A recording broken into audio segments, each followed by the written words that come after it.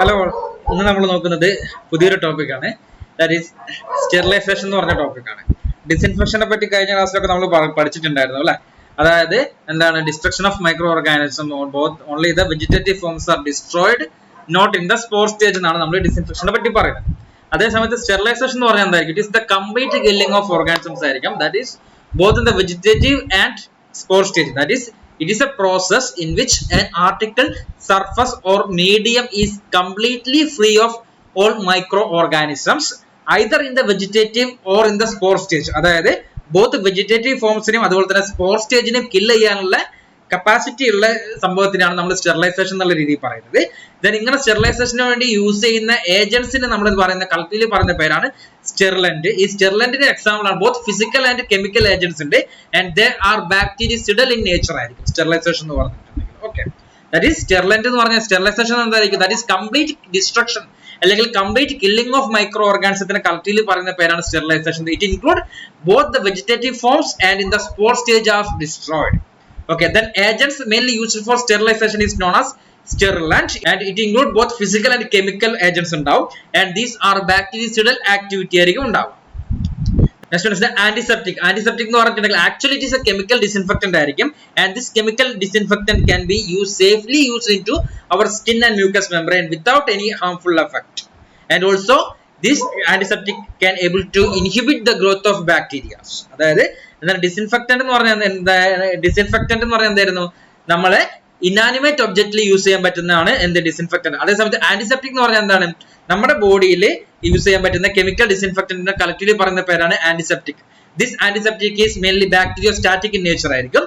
The next one is the decontamination. It is also known as sanitization എന്ന് പറയുന്നത്. ഒരു microbial population നമുക്ക് എന്ത് ചെയ്യാൻ പറ്റും? ഒരു പരിധി ഒരു പർട്ടിക്കുലർ ഏരിയയിലുള്ള മൈക്രോബിയൽ പോപ്പുലേഷൻ നമുക്ക് കില്ല് ചെയ്തിട്ട് നമുക്ക് എന്ത് ചെയ്യാൻ പറ്റും? അതിന് നമുക്ക് നല്ല രീതിയിൽ സേഫ് ആയിട്ട് നമുക്ക് ആ ഒരു പർട്ടിക്കുലർ സബ്സ്റ്റൻസസ് അല്ലെങ്കിൽ ആ ഒരു പർട്ടിക്കുലർ ഏരിയയിൽ നമുക്ക് സേഫ്റ്റി ആയിട്ട് നമുക്ക് പെരുമാറാൻ പറ്റുന്നതിന് കളക്റ്റീവിൽ പറയുന്ന പേരാണ് ഡീകണ്ടാമിനേഷൻ. അതായത് എന്താണ്? ഡിസ്ട്രക്ഷൻ അല്ലെങ്കിൽ killing of micro organisms in A particular popular area. അതിനാണ് നമ്മൾ കളക്റ്റീവിൽ പറയുന്നത് ഡീകണ്ടാമിനേഷൻ അല്ലെങ്കിൽ സാനിറ്റൈസേഷൻ എന്നുള്ള രീതിയിൽ പറയുന്നത്. നമ്മൾ സ്റ്റെറിലൈസേഷനും ഡിസിൻഫെക്ഷനും വേണ്ടി നമ്മൾ കുറെ കെമിക്കൽസിനെ യൂസ് ചെയ്യുന്നുണ്ട്.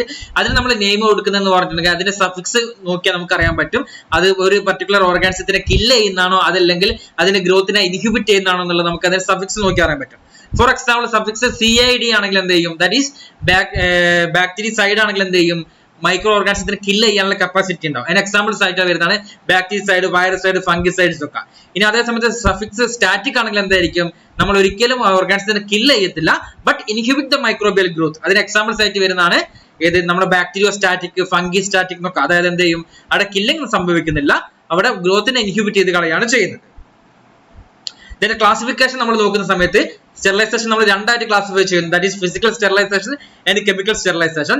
ദെൻ ഫിസിക്കലിനെ വീണ്ടും നമ്മൾ മൂന്നായിട്ട് ക്ലാസിഫൈ ചെയ്യുന്നുണ്ട്. That is sterilization by heat, sterilization by filtration and sterilization by radiation എന്നുള്ള രീതിയിൽ നമ്മൾ മൂന്നായിട്ട് ഡിവൈഡ് ചെയ്യുന്നുണ്ട്. ഇതിനകത്ത് സ്റ്റെറിലൈസേഷൻ ബൈ ഹീറ്റിനെ തന്നെ നമ്മൾ വീണ്ടും രണ്ടായിട്ട് ഡിവൈഡ് ചെയ്യുന്നു. That is dry heat sterilization and moist heat sterilization. Then dry heat സ്റ്റെറിലൈസേഷനെ വീണ്ടും നമ്മൾ ഡിവൈഡ് ചെയ്യുന്നു. That is flaming, red hot sterilization, incineration and hot air oven എന്നുള്ള രീതിയിൽ നാലായിട്ട് ഡിവൈഡ് ചെയ്യുന്നു. ദെൻ മോയിസ്റ്റ് ഹീറ്റ് സ്റ്റെറിലൈസേഷൻ നമ്മൾ വീണ്ടും സബ് ക്ലാസിഫിക്കേഷൻ വരുന്നുണ്ട്. ദെൻ ഫിൽട്രേഷനെ നമ്മൾ മെയിൻ ആയിട്ട് മൂന്നായിട്ട് ഫിൽട്ടർ ചെയ്യുന്നു. That is earthenware candle filters, then asbestos pads filters, then cellulose membrane filters എന്നുള്ള രീതിയിൽ മൂന്നായിട്ട് ക്ലാസിഫൈ ചെയ്യുന്നു.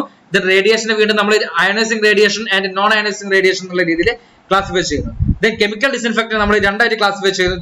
That is gases and liquid എന്നുള്ള രീതിയിൽ. ഗ്യാസസിന് എക്സാമ്പിൾ ആണ് formaldehyde gas and ethylene oxide gas. Then ലിക്വിഡിന് എക്സാമ്പിൾ ആണ് ഫോർമാലിൻ ആൻഡ് ഗ്ലൂട്ടാൽഡിഹൈഡ് ഒക്കെയാണ് ഈ ലിക്വിഡിന് എക്സാമ്പിൾ ആയിട്ട് വരുന്നത്. ഇത് അതിന്റെ ക്ലാസിഫിക്കേഷൻ ജസ്റ്റ് ചെറിയൊരു ഔട്ട്ലൈൻ മാത്രമാണ് ക്ലാസിഫിക്കേഷന്റെ. നമുക്ക് ഇതിനെ പറ്റി ഓരോന്നായിട്ട് ഡീറ്റെയിൽ ആയിട്ട് നോക്കാം. First one is the physical method. ഈ ഫിസിക്കൽ മെത്തേഡിൽ എന്ന് പറഞ്ഞിട്ടുണ്ടെങ്കിൽ മെയിൻ ആയിട്ട് വരുന്നത് സൺലൈറ്റ് ആണ്. സൺലൈറ്റ് എന്ന് പറഞ്ഞിട്ടുണ്ടെങ്കിൽ എന്താണ്? ഇതിന് ബാക്ടീരിയസിഡൽ ആക്ടിവിറ്റി ഉണ്ട്. എന്തുകൊണ്ടാണ് സൺലൈറ്റിന് ബാക്ടീരിയസിഡൽ ആക്ടിവിറ്റി ഉള്ളതെന്ന് പറഞ്ഞിട്ടുണ്ടെങ്കിൽ സൺലൈറ്റിനകത്ത് എന്തുണ്ട്? Due to the presence of UV rays. അതുകൊണ്ടാണ് ഇതിനൊരു ബാക്ടീരിയസിഡൽ ആക്ടിവിറ്റി ഉണ്ട് എന്നുള്ള രീതി പറയുന്നത്. Then second one is the drying or desiccation. അതായത് ഒട്ടുമിക്ക എല്ലാ ബാക്ടീരിയയ്ക്കും ഗ്രോത്തിന് വേണ്ടി എന്ത് വേണം? ഒരു മോയ്സ്ചർ ഇമ്പോർട്ടന്റ് ആയിരിക്കും. ദെൻ അവിടെ എന്ത് സംഭവിക്കുന്നു, മോയ്സ്ചർ അവിടെ എക്സസീവ് ആയിട്ടുള്ള ഡ്രൈനെസ് സംഭവിക്കുന്ന സമയത്ത് എന്ത് സംഭവിക്കുന്നു, ഈ ബാക്ടീരിയൽ സെൽസിന്റെ മെറ്റബോളിക് റിയാക്ഷൻസ് ഒക്കെ അങ്ങ് സ്റ്റോപ്പ് ചെയ്ത് നിന്നിട്ട് ഒരു ഡോർമെന്റ് സ്റ്റേജിലേക്ക് മാറുന്നു.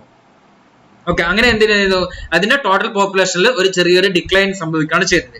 ഈ സൺലൈറ്റ് ഒരു സ്റ്റെറിലൈസേഷൻ ആണെങ്കിലും അല്ലെങ്കിൽ ഫിസിക്കൽ മെത്തേഡിൽ വരുന്ന ബൈ യൂസിങ് സൺലൈറ്റ് ആണെങ്കിലും അല്ലെങ്കിൽ ഡ്രൈയിങ് ആണെങ്കിലും എന്ന് പറഞ്ഞിട്ടുണ്ടെങ്കിൽ എന്തായിരിക്കും, they are not reliable method ആയിരിക്കും. കാരണം എന്താന്ന് പറഞ്ഞിട്ടുണ്ടെങ്കിൽ ഇതിൽ നമുക്ക് എത്രത്തോളം ഓർഗാനിസത്തിനെ കില്ല് ചെയ്യുന്നുണ്ട് നമുക്ക് പറയാൻ പറ്റത്തില്ല. അതുപോലെ തന്നെ സ്പോർട്സിന്റെ ആക്ടിവിറ്റി ഇതിന്റെ അകത്ത് ഉണ്ടോ ഇല്ലയോ എന്നുള്ളത് നമുക്ക് പറയാൻ പറ്റത്തില്ല. അതുകൊണ്ട് തന്നെ ഇതിന്റെ എന്തായിരിക്കും, it is not reliable method എന്നുള്ള രീതിയിലാണ് നമ്മൾ പറയുന്നത്. That is sterilization by physical method like sunlight and drying എന്നുള്ള രീതിയിൽ. Then third one is the heat. ഈ ഹീറ്റ് എന്ന് പറഞ്ഞാൽ എന്താണ്, ഇത് കുറച്ച് ഇമ്പോർട്ടന്റ് ആയിട്ടുള്ള സംഭവമാണ്. ചില സമയത്ത് നമുക്ക് എസ്റ്റിമേറ്റ് മാത്രം സ്റ്റെറിലൈസേഷൻ ബൈ ഹീറ്റ് ചോദിച്ചിട്ടുണ്ട്. That is, it is one of the most reliable method of sterilization. Then heat sterilization നമ്മൾ രണ്ടായിട്ട് ക്ലാസിഫൈ ചെയ്യും. That is moist heat sterilization and dry heat sterilization എന്നുള്ള രീതിയിൽ നമ്മൾ രണ്ടായിട്ട് ക്ലാസിഫൈ ചെയ്യുന്നുണ്ട്. ഈ മോസ്റ്റ് ഹീറ്റ് സ്റ്റെറിലൈസേഷൻ എന്ന് പറഞ്ഞിട്ടുണ്ടെങ്കിൽ ഒന്നുകിൽ എന്തായിരിക്കും, ഹോട്ട് വാട്ടർ ആയിരിക്കാം, അല്ലെങ്കിൽ ബോയിലിംഗ് വാട്ടർ ആയിരിക്കാം, അല്ലെങ്കിൽ സ്റ്റീം വെച്ചിട്ടായിരിക്കും ഇതിന്റെ സ്റ്റെറിലൈസേഷൻ നടക്കുന്നത്. ഇതിന്റെ ടെമ്പറേച്ചർ റേഞ്ചസ് ഫ്രം എന്ന് പറഞ്ഞിട്ടുണ്ടെങ്കിൽ 60 ഡിഗ്രി സെൽഷ്യസ് മുതൽ 135 ഡിഗ്രി സെൽഷ്യസ് വരെ ആയിരിക്കും മോസ്റ്റ് ഹീറ്റിന്റെ ടെമ്പറേച്ചർ റേഞ്ച് ചെയ്യുന്നത്.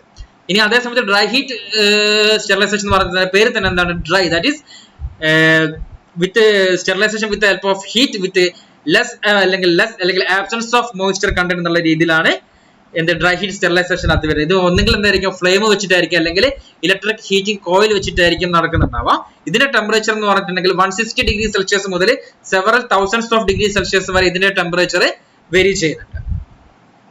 Next one is the factors affecting sterilization by heat. എന്തൊക്കെ ഫാക്ടേഴ്സ് ആണ് ഹീറ്റ് സ്റ്റെറിലൈസേഷനെ ഡിപ്പെൻഡ് ചെയ്യുന്നത്. First one is the nature of heat, അതായത് whether it is dry heat or moist heat എന്നുള്ള രീതിയിൽ. ദാറ്റ് ഈസ് ഡ്രൈ ഹീറ്റിന്റെ killing effect എന്ന് പറഞ്ഞിട്ടുണ്ടെങ്കിൽ മെയിൻ ആയിട്ട് oxidative damage to cell constituent and also protein denaturation വെച്ചിട്ടായിരിക്കും. ഇതിന്റെ മെയിൻ മോഡ് ഓഫ് ആക്ഷൻ എന്ന് പറഞ്ഞിട്ടുണ്ടെങ്കിൽ dry ഹീറ്റിന്റെ.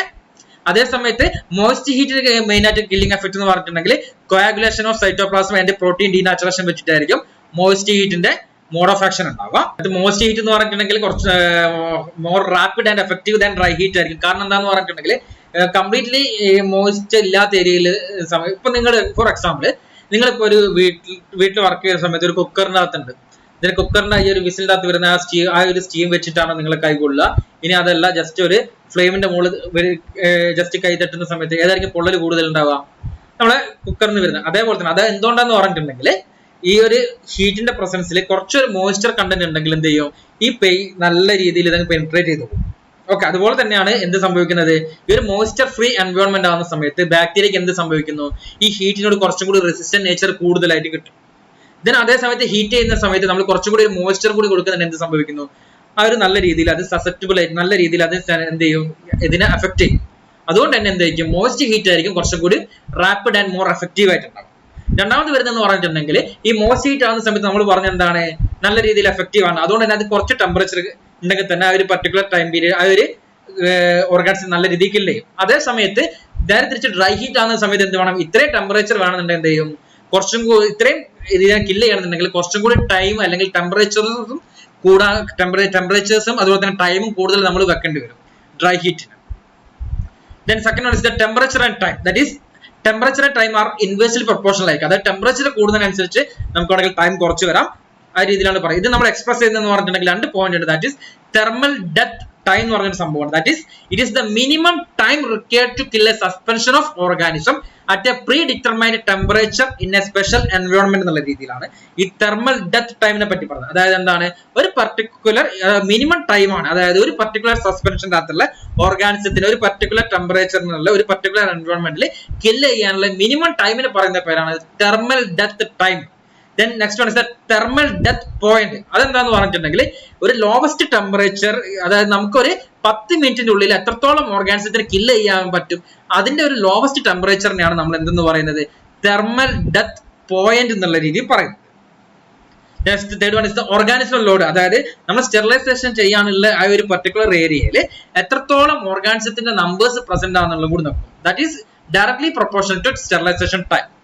The nature of organism, അതായത് ഇപ്പം ഓരോ ഓർഗാനിസത്തിന്റെ നേച്ചേഴ്സ്, അതായത് സ്പീഷീസ് വേറെ ആയിരിക്കും, ചില സമയത്ത് സ്ട്രെയിൻസ് ഉണ്ടാവും, ചില സമയത്ത് എന്തായിരിക്കും ഓർഗാനിസത്തിന് സ്പോറിംഗ് കപ്പാസിറ്റി ഉണ്ടാവും. അതൊക്കെ എന്തിനെ ഡിപ്പെൻഡ് ചെയ്യും? നമ്മുടെ സ്റ്റെറിലൈസേഷൻ ടൈമിന് ഡയറക്ട്ലി പ്രൊപ്പോർഷണൽ ആയിരിക്കും, അതായത് ഡയറക്ട്ലി റിലേറ്റഡ് ആയിരിക്കും ഇതിന്റെ നേച്ചർ ഓഫ് ഓർഗാനിസംസ് എന്ന് പറഞ്ഞു.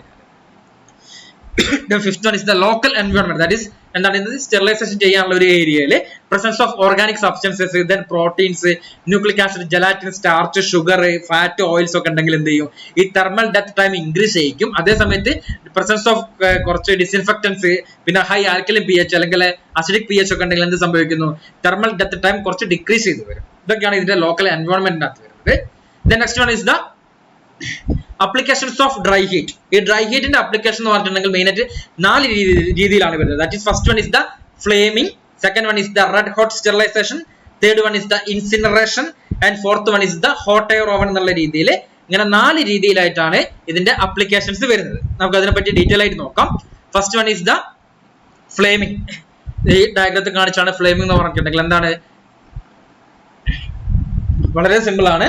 നമ്മളൊരു ബോൺസൺ ഫ്ലെയിം എടുക്കുക, ആ ഫ്ലെയിമിന്റെ മുകളിൽ കൂടി എന്ത് ചെയ്യാം? നമ്മൾ റെഡ് ഹോട്ട് ആക്കാൻ വെക്കണ്ട, ജസ്റ്റ് ഒന്ന് ടച്ച് ചെയ്ത് വെച്ചാൽ മതി. ഈ ഇമേജിൽ കാണിച്ച പോലെ തന്നെ ഇത് മെയിൻ ആയിട്ട് ചെയ്യുന്നതെന്ന് പറഞ്ഞിട്ടുണ്ടെങ്കിൽ നമ്മൾ സ്കാൽപ്പൽസ് സ്റ്റെറിലൈസേഷൻ ചെയ്യാനും, ദെൻ കൾച്ചർ ട്യൂബ്സിന്റെ മൗത്ത് സ്റ്റെറിലൈസേഷൻ ചെയ്യാനും, ഗ്ലാസ് സ്ലൈഡ് ചെയ്യാൻ, പിന്നെ അതുപോലെ തന്നെ ഫോസപ്സിന്റെ ടിപ്സ് സ്റ്റെറിലൈസ് ചെയ്യേണ്ടി വരും. പിന്നെ അതുപോലെ തന്നെ ഗ്ലാസ് ടെസ്റ്റ് ട്യൂബ്സിന്റെ mouth, neck of conical flask ഒക്കെ ചെയ്യേണ്ടിയിട്ടാണ് നമ്മൾ മെയിൻ ആയിട്ട് ഈ രീതിയിൽ സ്റ്റെറിലൈസേഷൻ വേണ്ടി യൂസ് ചെയ്യുന്നത്. ഇതെന്ന് പറഞ്ഞിട്ടുണ്ടെങ്കിൽ എന്തായിരിക്കും? ആ ഒരു പർട്ടിക്കുലർ ഏരിയയിൽ മാത്രം, ആ ഒരു ഒന്നുകിൽ മൗത്തിന്റെ ഏരിയയിൽ മാത്രമായിരിക്കും സ്റ്റെറിലൈസേഷൻ നടക്കുന്നുണ്ടാവും. ഇതാണ് ഫ്ലേമിംഗ് എന്ന് പറയുന്നത്. Next one is the red hot sterilisation ആണ്. ഇത് മെയിൻ ആയിട്ട് ചെയ്യുന്നതെന്ന് പറഞ്ഞിട്ടുണ്ടെങ്കിൽ ഇനോക്കുലേഷനും വയർ ലൂപ്സ്, നീഡിൽസും ഒക്കെ എന്ത് ചെയ്യും? നമ്മൾ ഫ്ലെയിമിന്റെ മുകളിൽ വെച്ചിട്ട് ഈ ഇമേജ് കാണിക്കുന്ന പോലെ തന്നെ ഒരു റെഡ് ഹോട്ട് ആവുന്നത് വരെ വെക്കുന്നു. ഇതെന്ന് പറഞ്ഞിട്ടുണ്ടെങ്കിൽ എന്താണ്? ലിമിറ്റഡ് ആപ്ലിക്കേഷൻസ് ആണെങ്കിൽ എന്താണ് ഇമ്മീഡിയറ്റ് യൂസിന് വേണ്ടിയിട്ട് നമ്മൾ വളരെ യൂസ് ചെയ്യുന്ന സംഭവമാണ് ഈ റെഡ് ഹോട്ട് സ്റ്റെറിലൈസേഷൻ എന്ന് പറഞ്ഞിട്ടുണ്ടെങ്കിൽ. ഇതിന്റെ ആക്ടിവിറ്റി എന്ന് പറഞ്ഞാൽ വളരെ മിനിമൽ ആക്ടിവിറ്റി ഉള്ളൂ. ദാറ്റ് ഈസ് എന്താണ്? മെയിൻ ആയിട്ട് യൂസ് ചെയ്യുന്ന ഇനോക്കുലേഷൻ, വയർ ലൂപ്സും, സ്ട്രേറ്റ് വയേഴ്സും, പിന്നെ അതുപോലെ തന്നെ നമ്മുടെ ഇങ്ങനത്തെ മെറ്റീരിയൽസ്, നീഡിൽസിനൊക്കെ മെയിൻ ആയിട്ടാണ് നമ്മൾ സ്റ്റെറിലൈസേഷൻ ചെയ്തിട്ടാണ് ഈ രീതിയിൽ നമ്മൾ റെഡ് ഹോട്ട് സ്റ്റെറിലൈസേഷൻ ചെയ്യുന്നത്. The third one is the incineration. ഇതെന്ന് പറഞ്ഞിട്ട് എന്താണ്? ഇൻസിനറേഷൻ എന്ന് പറഞ്ഞിട്ടുണ്ടെങ്കിൽ ഈ ഇമേജ് കാണിച്ചു വന്ന പോലെ തന്നെ ദാറ്റ് ഈസ് എന്താണ്? എന്തെങ്കിലും സബ്സ്റ്റൻസസ് നമ്മൾ ഈ പർട്ടിക്കുലർ ഇൻസ്ട്രുമെന്റ്സിൽ എത്തിയിട്ടുണ്ടെങ്കിൽ എന്തായിരിക്കും? കംപ്ലീറ്റ്ലി ടേൺ ടു ആഷസ് എന്നുള്ള രീതിയിലാണ് പറയുന്നത്. That is it is the most effective method of sterilisation and disposal of hazardous infectious hospital waste. നല്ല രീതിയിൽ പച്ച മലയാളത്തിൽ പറഞ്ഞാൽ എന്ത് ചെയ്യുക? നമ്മൾ സംഗതികൾ കൂട്ടിയിട്ട് കത്തിക്കുന്ന പരിപാടിയാണ്. ഓക്കെ, ഇത് നമ്മൾ മെയിനായിട്ട് യൂസ് ചെയ്യുന്നത് പറഞ്ഞിട്ടുണ്ടെങ്കിൽ ഡ്രസ്സിങ്സും, പിന്നെ അതുപോലെ തന്നെ പാത്തോളജിക്കൽ മെറ്റീരിയൽസും, അതുപോലെ തന്നെ ആനിമൽ കാർക്കേസസും, infected linen beddings, sharp needles, പിന്നെ അതുപോലെ തന്നെ അതർ ക്ലിനിക്കൽ വേസ്റ്റസും നമ്മൾ എന്ത് ചെയ്ത് കംപ്ലീറ്റ്ലി ടേൺ ടു ആഷസ് എന്നുള്ള രീതിയിലേക്ക് ഇതാക്കുകയാണ് ചെയ്യുന്നത്. At A temperature of 87 degrees Celsius to several thousands of degrees Celsius in an instrument known as incinerator. It is worked by electricity ആയിരിക്കും ഉണ്ടാവുക. അത് കംപ്ലീറ്റ്ലി ടേൺ ടു ആഷസ് എന്നുള്ള രീതിയിലാണ് വരുന്നത്. പിന്നെ ഇതിന് വേറൊരു ഡിസഡ്വാൻറ്റേജ് എന്താന്ന് പറഞ്ഞിട്ടുണ്ടെങ്കിൽ ചില മെറ്റീരിയൽസ് ഉണ്ടാവും, അതായത് made up of plastics, that is plastic syringe, rubber catheters, culture plates, specimen containers made up of PVC, that is polyvinyl chloride ഒക്കെ ആണെങ്കിൽ, അല്ലെങ്കിൽ പോളിഎത്തിലീൻ ഒക്കെ ആണെങ്കിൽ നമ്മൾ ഈ ഒരു ഇതിന്റെ അകത്തേക്ക് ഇൻസിനറേഷനിലേക്ക് ഇടുന്ന സമയത്ത് അത് എന്ത് എമിറ്റ് ചെയ്യും? ഒരു ബ്ലാക്ക് ഡെൻസ് സ്മോക്ക് എമിറ്റ് ചെയ്യും. ഇതിനെ നമ്മൾ ഓവർകം ചെയ്യണമെന്നുണ്ടെങ്കിൽ അതിന് മുമ്പേ നമ്മൾ എന്ത് ചെയ്യാം? ആദ്യം ഓട്ടോക്ലേവ് ചെയ്തിട്ട് വേണമെങ്കിൽ നമ്മൾ എന്ത് ചെയ്യാം? ഇതിന്റെ അകത്തേക്ക് ഇട്ടിട്ടുണ്ടെങ്കിൽ ആ ഒരു black emissions of black dense സ്മോക്കിനെ നമുക്ക് എന്ത് ചെയ്യാൻ പറ്റും? അവോയ്ഡ് ചെയ്യാൻ വേണ്ടി പറ്റും. ഇതാണ് ഇതിന്റെ ഒരു ഡിസഡ്വാൻറ്റേജ് എന്ന് പറഞ്ഞിട്ടുണ്ടെങ്കിൽ. ഇത് എത്രയേ ഉള്ളൂ. അതായത് നമ്മൾ എന്ത് മെറ്റീരിയൽസ് ആണോ ഇതിന്റെ അകത്ത് ഇടുന്നത് അത് കംപ്ലീറ്റ്ലി ടേൺ ടു ആഷസ് എന്നുള്ള രീതിയിലാണ് വരുന്നത്. ഇതെന്ന് പറഞ്ഞാൽ നല്ലൊരു എഫക്റ്റീവ് ആയിട്ടുള്ള ഒരു സ്റ്റെറിലൈസേഷൻ പ്രോസസ് ആണ് വരുന്നത്. Next one is the hot air oven. ഇതെന്ന് പറഞ്ഞാൽ most widely used and also best method of dry heat sterilisation ആണ്. ഇതിന്റെ മെയിൻ പ്രിൻസിപ്പിൾ എന്ന് പറഞ്ഞിട്ട് എന്തായിരിക്കും? ഇതിന്റെ പ്രിൻസിപ്പിൾ എന്ന് പറഞ്ഞിട്ടുണ്ടെങ്കിൽ ഈ നമ്മൾ ഡ്രൈ ഹീറ്റ് എങ്ങോട്ടേക്ക് ട്രാൻസ്ഫർ ചെയ്യും? നമ്മുടെ ഇതിന്റെ ഉള്ളിലേക്ക് സ്റ്റെറിലൈസേഷൻ വെച്ചിട്ടുള്ള ആർട്ടിക്കിളിന്റെ മുകളിലോട്ട് ട്രാൻസ്ഫർ ചെയ്യുന്നതെന്ന് പറഞ്ഞിട്ടുണ്ടെങ്കിൽ ഒന്നുകിൽ കണ്ടൻസേഷൻ രീതിയിലായിരിക്കും, അല്ലെങ്കിൽ റേഡിയേഷൻ രീതിയിലായിരിക്കും. നമുക്കറിയാം എന്താണ് ഹോട്ട് എയർ എന്ന് പറഞ്ഞിട്ടുണ്ടെങ്കിൽ ഒരു ബാഡ് കണ്ടക്ടർ ഓഫ് ഹീറ്റ് ആയിരിക്കും. അത് ഹാവിംഗ് വിത്ത് ലെസ് പെനിട്രേറ്റീവ് പവർ ആയിരിക്കും ഉണ്ടാവും. അതുകൊണ്ട് തന്നെ ഇതിന് വർക്ക് ചെയ്യുന്നത് ഹൈ ടെമ്പറേച്ചറും വേണം, അതുപോലെ തന്നെ ലോങ് എക്സ്പോഷർ ടൈംസും ഉണ്ടെങ്കിൽ മാത്രമേ ഇതിന്റെ സ്റ്റെറിലൈസേഷൻ നല്ല രീതിയിൽ അറ്റൈൻ ചെയ്യത്തുള്ളൂ. അതിന് വേണ്ടിയിട്ട് നമ്മൾ യൂസ് ചെയ്യുന്ന ഇൻസ്ട്രുമെന്റ്സ് ആണ് ഹോട്ട് എയർ ഓവൻ എന്ന് പറയും. ഇത് മെയിൻ ആയിട്ട് യൂസ് ചെയ്യുന്നതെന്ന് പറഞ്ഞിട്ടുണ്ടെങ്കിൽ sterilisation of glassware such as test tubes, conical flask, petri dish, ampoules, glass syringes ഒക്കെ സ്റ്റെറിലൈസേഷന് വേണ്ടിയിട്ട് യൂസ് ചെയ്യുന്നുണ്ട്. പിന്നെ അതുപോലെ തന്നെ materials like oils, petroleum jelly, wax, glycerol, fats, liquid paraffin ഒക്കെ നമുക്ക് സ്റ്റെറിലൈസേഷന് വേണ്ടിയിട്ട് യൂസ് ചെയ്യാം.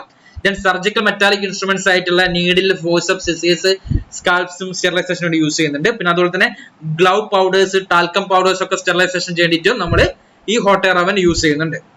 ഇതിന്റെ സ്ട്രക്ചർ എന്ന് പറഞ്ഞിട്ടുണ്ടെങ്കിൽ it consisting of an insulated double walled cabinet ആയിരിക്കും, മേഡപ്പ് ഓഫ് അലൂമിനിയം അല്ലെങ്കിൽ സ്റ്റെയിൻലെസ് സ്റ്റീൽ ആയിരിക്കും. പിന്നെ അതുപോലെ തന്നെ എന്ന് പറഞ്ഞിട്ടുണ്ടെങ്കിൽ എന്ത് ചെയ്യും, ഇത് ഇതിന്റെ ഡിസൈൻ എന്ന് പറഞ്ഞിട്ടുണ്ടെങ്കിൽ എന്ത് ചെയ്യും, ഒരു ഹൈ ടെമ്പറേച്ചർ വിസ്റ്റാൻഡ് ചെയ്യാനുള്ള കപ്പാസിറ്റി ഉള്ള സ്ട്രക്ചർ ആയിരിക്കും ഇതിലുണ്ടാവുക. ഇത് മെയിനായിട്ട് ഹീറ്റ് ചെയ്യുന്നതെന്ന് പറഞ്ഞിട്ടുണ്ടെങ്കിൽ ഇലക്ട്രിസിറ്റി വെച്ചിട്ടായിരിക്കും ഹീറ്റ് ചെയ്യുന്നുണ്ടാവുക. ഇതിന്റെ ഒരു തെർമോസ്റ്റാറ്റ് ഉണ്ടാവും. ഇതിന്റെ ഹീറ്റിനെ റെഗുലേറ്റ് ചെയ്യുന്നതെന്ന് പറഞ്ഞിട്ടുണ്ടെങ്കിൽ തെർമോസ്റ്റാറ്റ് ആയിരിക്കും. ഈ തെർമോസ്റ്റാറ്റ് ഇതിന്റെ ഇൻസൈഡ് ആയിരിക്കും ഉണ്ടാവും. ഇതിന്റെ കോയിൽ എന്ന് പറഞ്ഞിട്ടുണ്ടെങ്കിൽ ചില ഹോട്ട് എയർ ഓവന് ഒറ്റ കോയിൽ ആയിരിക്കും ഉണ്ടാവും, ചിലതിന് 3 എണ്ണം ഉണ്ടാവും. ഇപ്പൊ ലേറ്റസ്റ്റ് ആയിട്ട് വരുന്നത് 3 കോയിൽസ് ആണ് ഉള്ളത്. അതെന്ന് പറഞ്ഞാൽ ഒന്നുകിൽ ഒരു കോയിൽ ഇതിന്റെ അടിയിലും 2 കോയിൽ ഇതിന്റെ സൈഡ്സിലും ആയിട്ടായിരിക്കും ഉണ്ടാവുക. പിന്നെ അതുപോലെ തന്നെ ഇതിന്റെ ഉള്ളിലുള്ള ടെമ്പറേച്ചർ നമുക്ക് റെക്കോർഡ് ചെയ്യണമെന്നുണ്ടെങ്കിൽ ഒരു തെർമോമീറ്റർ ഉണ്ടാവും. പിന്നെ അതുപോലെ തന്നെ ലാർജർ ഹോട്ട് എയർ ഓവന്റെ അകത്ത് എന്ന് പറഞ്ഞിട്ടുണ്ടെങ്കിൽ ഒരു മോട്ടർ ഉണ്ടാവും, ഫാനും ഉണ്ടാവും. അത് എന്തിനാന്ന് പറഞ്ഞിട്ടുണ്ടെങ്കിൽ ഇതിന്റെ യൂണിഫോം ആയിട്ടുള്ള ഹോട്ട് എയർ സർക്കുലേഷന് വേണ്ടിയിട്ടാണ് ഈ ഒരു മോട്ടറും ഫാനും ഉണ്ടാവുന്നത്. പിന്നെ അതുപോലെ തന്നെ ഇതിന്റെ ഉള്ള ഷെൽഫിന്റെ പ്രത്യേകത എന്ന് പറഞ്ഞിട്ടുണ്ടെങ്കിൽ ഒരു പെർഫറേറ്റഡ് ഷെൽഫ് ആയിരിക്കും. ഈ പെർഫറേറ്റഡ് ഷെൽഫിന്റെ പ്രത്യേകത എന്ന് പറഞ്ഞിട്ടുണ്ടെങ്കിൽ ടു എൻഷുർ പ്രോപ്പർ എയർ സർക്കുലേഷന് വേണ്ടിയിട്ടായിരിക്കും നമ്മൾ ഈ ഒരു പെർഫറേറ്റഡ് ട്രേ അതിന്റെ അകത്തേക്ക് വെക്കുന്നത്. ദെൻ ഹോൾഡിംഗ് പീരീഡ് എന്ന് പറഞ്ഞിട്ടുണ്ടെങ്കിൽ നമ്മൾ ജനറലി പറയുന്നത് 160 ഡിഗ്രി സെൽഷ്യസ് ഫോർ 1 അവർ എന്നാണ് പണ്ട് നമ്മൾ ഉണ്ടായിരുന്നത്. ഇതെന്ന് പറഞ്ഞിട്ടുണ്ടെങ്കിൽ ആ ഒരു 160 വരാനുള്ള ടെമ്പറേച്ചർ കൂടിയാണ് എടുക്കുന്നത്. ഇപ്പോഴത്തെ ലേറ്റസ്റ്റ് ഇറങ്ങുന്ന ബുക്കിന്റെ അകത്ത് എന്ന് പറഞ്ഞിട്ടുണ്ടെങ്കിൽ 160 ഡിഗ്രി സെൽഷ്യസ് ഫോർ 2 അവേഴ്സ് എന്ന് പറയുന്നുണ്ട്. Mainly in case of surgical glass wares and surgical metallic ഇൻസ്ട്രുമെന്റ്സിനൊക്കെ വേണ്ടിയിട്ടാണ് ഈ 160 ഡിഗ്രി സെൽഷ്യസ് വരുന്നത്. Then 180 degree Celsius for 30 minutes mainly in case of oils, fats and സൾഫറമൈഡ്സിനൊക്കെ വേണ്ടിയിട്ടാണ് യൂസ് ചെയ്യുന്നത്. Then 150 degree Celsius for 2 hours mainly എന്ന് പറഞ്ഞിട്ടുണ്ടെങ്കിൽ operation തിയേറ്റേഴ്സിൽ use ചെയ്യുന്ന cutting instruments mainly used in ophthalmic സർജറിക്ക് വേണ്ടിയിട്ട് യൂസ് ചെയ്യുന്ന ഇൻസ്ട്രുമെന്റ്സിനെ സ്റ്റെറിലൈസ് വേണ്ടിയിട്ടാണ് 150 ഡിഗ്രി സെൽഷ്യസ് ഫോർ 2 അവേഴ്സിൽ വെക്കുന്നത്. ദെൻ ഇതിന്റെ പ്രിക്കോഷൻസ് എന്ന് പറഞ്ഞിട്ടുണ്ടെങ്കിൽ നമ്മൾ ഇതിന്റെ അകത്ത് വെക്കുന്ന സ്റ്റെറിലൈസേഷൻ വെക്കുന്ന ഗ്ലാസ് വേസ് എന്ന് പറഞ്ഞിട്ടുണ്ടെങ്കിൽ എന്ത് ചെയ്യും, നല്ല ക്ലീൻ ആൻഡ് ഡ്രൈ ആയിരിക്കണം. പിന്നെ അതുപോലെ തന്നെ ടെസ്റ്റ് ട്യൂബ്സും കോണിക്കൽ ഫ്ലാസ്കും ഒക്കെയാണ് എന്ത് ചെയ്യും, നല്ല രീതിയിൽ കോട്ടൺ പ്ലഗ് ചെയ്തിട്ട് അബ്സോർബന്റ് ആയിട്ടുള്ള കോട്ടൺ പ്ലഗ് വെച്ചിട്ട് പൊതിഞ്ഞിട്ടുണ്ടായിരിക്കണം. അതുപോലെ തന്നെ നമ്മൾ ഏത് ഗ്ലാസ് വേസ് വെക്കുന്നതാണെങ്കിലും എന്ത് ചെയ്യണം, നല്ല രീതിയിൽ ഒരു ക്രാഫ്റ്റ് പേപ്പറിൽ വെച്ച് നമ്മൾ നല്ല രീതിയിൽ പൊതിഞ്ഞിട്ട് വേണം വെക്കാൻ. ദെൻ ആർട്ടിക്കിൾസ് നമ്മൾ അറേഞ്ച് ചെയ്യുന്ന സമയത്ത് വെക്കേണ്ട കാര്യം എന്ന് പറഞ്ഞാൽ ഓവൻ ഒരിക്കലും ഓവർലോഡ് ആവാൻ പാടില്ല. നല്ല സ്പേസ് വേണം. ദാറ്റ് ഈസ് എന്ത് വേണം, യൂണിഫോം ആയിട്ടുള്ള അല്ലെങ്കിൽ പ്രോപ്പർ ആയിട്ടുള്ള ഒരു എയർ സർക്കുലേഷൻ നടക്കുന്നുണ്ട് എന്ന് നമ്മൾ കൺഫേം ചെയ്യണം. പിന്നെ അതുപോലെ തന്നെ ഓവൻ ഒരിക്കലും എന്ത് ചെയ്യാൻ പാടില്ല, ഓവർലോഡഡ് ആവാൻ പാടില്ല. പിന്നെ അതുപോലെ തന്നെ ആഫ്റ്റർ സ്റ്റെറിലൈസേഷൻ നടന്നു കഴിഞ്ഞതിന് ശേഷം നമ്മൾ ഓൺ ദ സ്പോട്ട് തന്നെ ഓവൻ ഓപ്പൺ ചെയ്യാൻ പാടില്ല.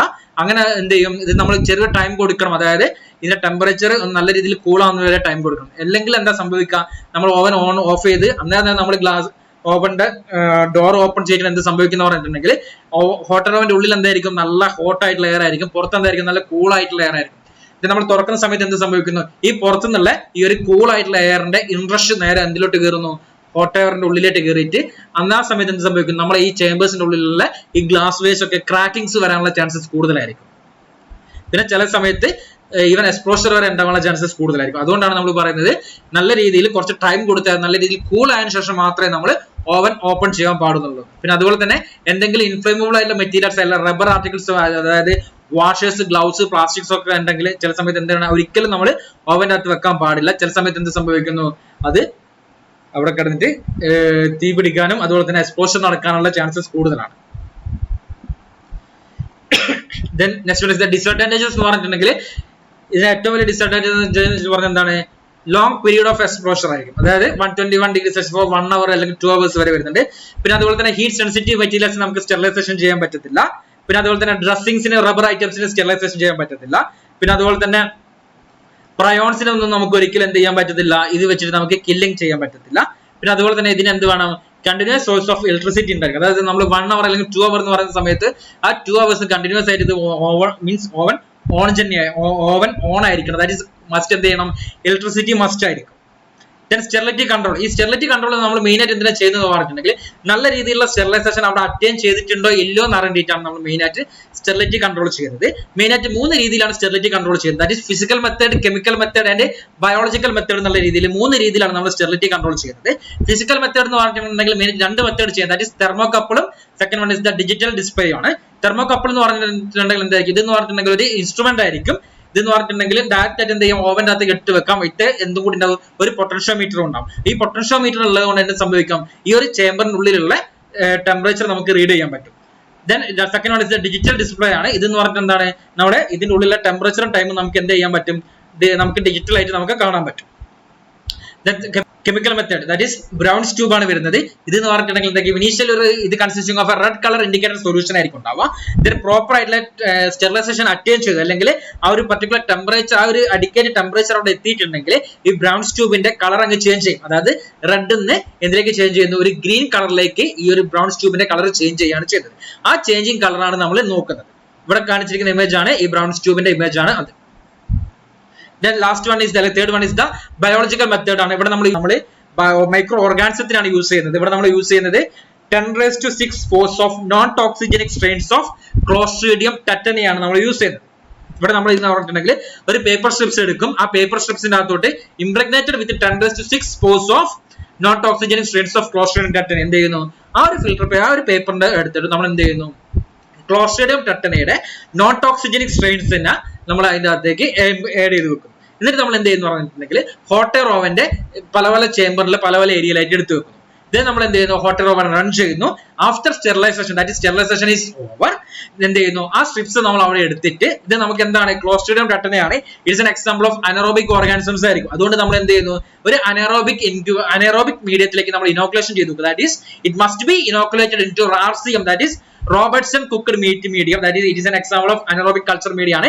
In the absence of RCM we can also use thioglycolate broth. ഇത് എന്താണ്, അനറോബിക് കണ്ടീഷൻ പ്രൊവൈഡ് ചെയ്യുന്ന ഒരു മീഡിയ ആണ്. then എന്ത് ചെയ്യുന്നു, അനറോബിക് ഈ thioglycolate broth അല്ലെങ്കിൽ RCM ന്റെ അകത്തേക്ക് നമ്മൾ ഇതിനെ ഇനോക്കുലേഷൻ ചെയ്ത് വെച്ചിട്ട് നമ്മൾ നേരെ എന്ത് ചെയ്യാം, അനറോബിക് കണ്ടീഷൻ പ്രൊവൈഡ് ചെയ്യുന്ന ഇൻക്യുബേറ്ററിനകത്തേക്ക് എടുത്ത് വെക്കുക. 37°C for 5 days നമ്മൾ എന്ത് ചെയ്യുന്നു, അനറോബിക് കണ്ടീഷൻ പ്രൊവൈഡ് ചെയ്തിട്ട് നമ്മൾ ഇൻക്യുബേറ്ററിലേക്ക് എടുത്ത് വെക്കും. അതിനുശേഷം നമ്മൾ ആഫ്റ്റർ 5 days നമ്മൾ എന്ത് ചെയ്യുന്നു നോക്കുന്നു, ഇതിന്റെ അകത്ത് എന്തെങ്കിലും ഗ്രോത്ത് ഉണ്ടോ എന്ന് നോക്കുകയാണ് ചെയ്യുന്നത്. ഇഫ് ഗ്രോത്ത് അവിടെ ഗ്രോത്ത് നടന്നിട്ടുണ്ടെങ്കിൽ എന്ത് സംഭവിക്കുന്നു, സ്റ്റെറിലൈസേഷൻ ഈസ് വെരി ബാഡ് എന്നുള്ള രീതിയിലായിരിക്കും. then there is absence of growth ആണെങ്കിൽ എന്തായിരിക്കും, there is excellent sterilization എന്നുള്ള രീതിയിലാണ് പറയുന്നത്. ഇതിപ്പോ നമുക്കിപ്പോ ക്ലോസ്ട്രിഡിയം ടെറ്റനിക്ക് പകരമായിട്ട് നമ്മൾ വേണമെങ്കിൽ ഈ ബാസിലസ് അട്രോഫിലസ് എന്ന് പറഞ്ഞ ഓർഗാനിസത്തിനെ വേണമെങ്കിൽ നമുക്ക് സ്റ്റെറിലിറ്റി കൺട്രോൾ ബയോളജിക്കൽ മെത്തേഡ്സിന് വേണ്ടി നമുക്ക് യൂസ് ചെയ്യാവുന്നതാണ്. ഇത്രയാണ് നമ്മുടെ സ്റ്റെറിലൈസേഷൻ ബൈ ഡ്രൈ ഹീറ്റിന്റെ അകത്ത് വരുന്നത്. ബാക്കിയുള്ളത് നമുക്ക് അടുത്ത ക്ലാസ്സിൽ എടുക്കാം. ഓക്കെ.